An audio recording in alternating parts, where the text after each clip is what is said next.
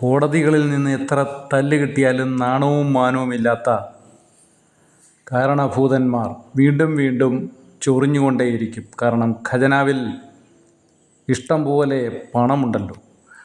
നട്ടലുള്ള സത്യസന്ധരായ ഉദ്യോഗസ്ഥരെ പെൻഷൻ പോലും കൊടുക്കാതെ സുപ്രീം കോടതിയുടെ വരാന്ത നിരങ്ങിപ്പിക്കും.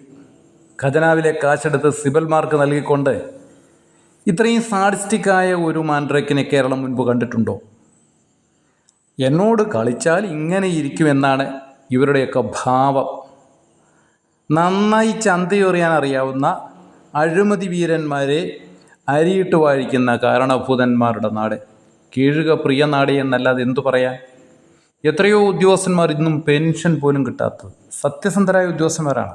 കേരളത്തിലെ സത്യസന്ധമായി ഇൻ്റഗ്രിറ്റിയുള്ള ആർജവത്തോടെ ജനസേവകരായ ഉദ്യോഗസ്ഥന്മാർ ഇപ്പോൾ പലരും സസ്പെൻഷനിലാണ്. പലരും പെൻഷൻ കിട്ടാതെ, അവരുടെ ആനുകൂല്യങ്ങളൊന്നും കിട്ടാതെ ഇപ്പോഴും സുപ്രീം കോടതിയുടെ വരാന്തകളിൽ നടക്കുന്നു, കയറിയിറങ്ങി നടക്കുന്നു. സിവലിനെ പോലുള്ള വക്കീലന്മാരെ ഖജനാവിലെ പണമെടുത്തു കൊടുത്തുകൊണ്ട് വക്കാലത്തേൽപ്പിച്ച് രസിക്കുന്നു, അല്ലെങ്കിൽ കമ്മീഷൻ കൈപ്പറ്റുന്നു.